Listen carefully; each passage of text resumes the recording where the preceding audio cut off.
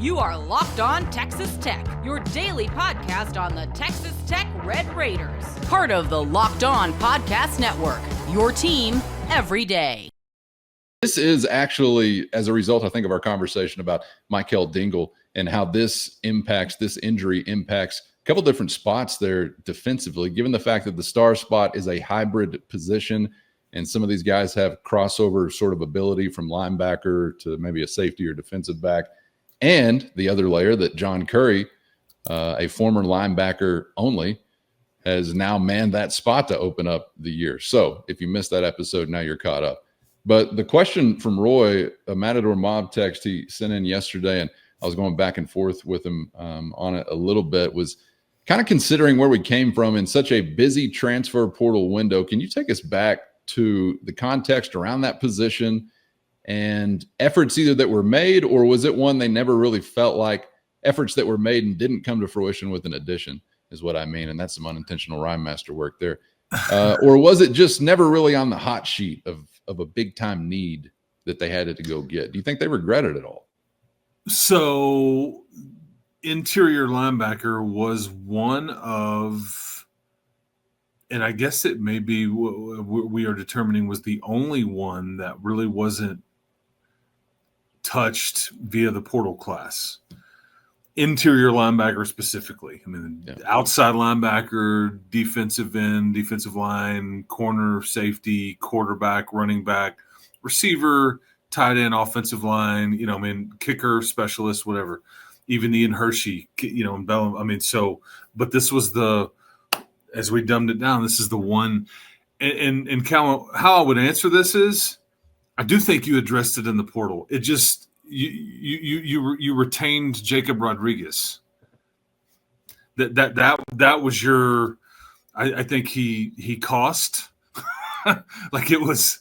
I think that when he made the decision that he was going to return, because it was far from a given, that there was either professional. His wife is not located here; she's elsewhere, stationed. As that Black Hawk helicopter pilot and all those things. And so I think that was and then I would offer this up to you too. You're going to get Justin Horn back at some point this season. He's kind of got the Chapman Lewis thing going where, he should be back in like October. He's also an interior linebacker. And it's funny because Dingle is he's more of an outside linebacker. So it's not even in the same group. But I wanted to look at the list of names just to make sure that I had because you had Gage Elder, you had Wesley Smith out there on Saturday toward the end of the game. I think Brock Golwas is a freshman that was a highly recruited kid that I think is going to replace Dingle in a lot of the special teams, and he's more of an interior linebacker by nature, 6'1", 235. I also think, so I'm just being very transparent here. I think had you taken another running back, which we thought that you might at the end of the spring, remember this? Mm-hmm. Like, safety or running back, could you use another guy? You only have the three. And and Adam Hill was always that fourth guy.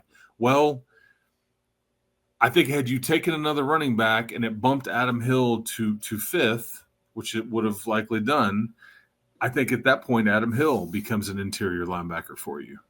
I think that's the big picture plan for Adam Hill, honestly. So you just have to know all of those kinds of things, and that may be why they didn't feel the need to do that. You're addressing everything else. We get Jacob back. We think Curry may stay at interior linebacker. It turns out he's kind of moved to the star spot, which is now kind of an outside spot. So there's just all these things that at the time you had no idea. Easy to look at it now and go, yeah, I bet they regret it. Well, at the time, it looked like you were squeaky clean. Because I'm telling you, Adam Hill, if you want to move him to that, he'll be a hell of a interior linebacker. I mean, built just like it. Great football IQ. gonna hit you, and just so happens now he's gonna ball in the hands when he's laying those hits on folks. But you'll get Hornback. You'll continue to see Goldwas play. Elder Smith. Those are backup types that I think can fill in on special teams and be like third, fourth string types. So that's the why. But yeah, man, hell, if you'd have known you were going to be in this spot now and it was a little thinner, maybe you would have. But I think there were already built-in scenarios there where you're like, we're not worried about it because this guy's coming back. We'll move this guy over to this position, and now why would we want to add somebody? So anyway. Yeah. First, today's episode brought to you by Mazda. And Mazda crafts cars for those who choose to do more than simply move. They follow what moves them every time they drive. And that's what makes Mazda stand out. They go beyond safety, style, and performance to deliver a driving experience that feels alive in every detail. And you know, with Mazda, your family's safety is number one. And that's why Mazda's won more 2025 IIHS Top Safety Pick Awards than anybody else. And Mazda offers more than safety with smooth handling, intuitive controls, and standard all-wheel drive in every crossover SUV. It's the small details that make the big plays. And just like there's more to every player, there's more to a Mazda vehicle. Mazda, move and be moved. I think the timeline didn't really afford anything to work out that way, an opportunity for it to work out that way, because obviously the Rodriguez move or non-move, like you're talking about, is sort of where that conversation has to begin. But, you know, maybe if you thought that, hey, you're going to line up something here at Star in fall camp that's going to be hit by an injury or whatever it might be, and we've got to use a linebacker, that you're looking more for a hybrid type to fill the Star, but you weren't thinking that at that time. So I think all these things, and the reason the question is being asked about the linebackers is because Curry's, I guess, necessity now at that star position, just as you described yesterday, Chris, makes it a little bit thinner from a linebacker standpoint on the inside. So we'll see how it all plays out, and why not just wish for some good luck from a health standpoint, and let's hope that we don't actually have to revisit this portion of the conversation often or ever moving forward. I'd be okay with that, but certainly something worth monitoring. Before we get out of here, Chris, I want to get to this and catch up on some news that came down the pipe not too long ago and worth monitoring. I think anytime we're talking about 7 foot worth of height being added to a basketball roster, this in the form of Latrell Hoover for Grant McCasland and the Red Raiders, based on what I saw or understood from the reporting at RedRaidersports.com, a high school level guy from San Antonio that may have been headed toward an academy year, but it sounded like an immediate addition now to the program. Am I getting this right? Yeah, and I think it caused all kinds of interesting reactions amongst the fan base, which I get, because this is weird. It's kind of like the Cooper Hackett commitment in the middle of a rain delay on a Saturday night when he's on a visit elsewhere. It's like, huh? Is this real? Like, what? Why now? And then you're thinking, like, you just added a 7-footer, basically around the a week of classes has already taken place, and now we're hearing about this news. Like, what's going on? Like, what's wrong with him? Why do you need him? Is he any good? I mean, I get all the questions. So yeah, Latrell Hoover. So here's where you're at. I think they had been looking. So there was an overseas player that was basically in the boat, and because of some social media activity, the agent just was like, I don't know if this is the best place for my client, and there was some activity going on about the cost of it and blah blah blah blah blah. Anyway, it goes awry, and so they'd continue to be looking for a developmental big man. Okay, you can't teach 7 foot, and so they have open spots on their roster, as we know. So Latrell Hoover had been somebody that they were paying attention to, and he played with a kid named Kingston Flemings, who is a big time, was maybe one of their top targets a year ago, and Kingston Flemings ended up picking Houston over Texas Tech. So they had watched Mr. Hoover a lot. Okay, they were well aware of him. And the thought was he was going to go to either junior college or he was going to go to a prep school for a year or two and then do the D1 thing. At some point, this became like, man, I think that he may just jump right into this deal. And so it was you, Purdue, and Virginia Tech. These were the three programs that were like ready to do the let's go ahead and let's start dating, man. Let's do the thing. Let's get you on campus and start the developmental process now.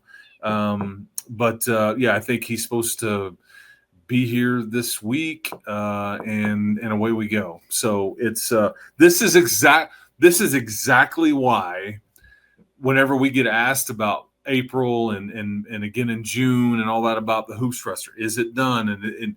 And you have to be careful about talking in absolutes.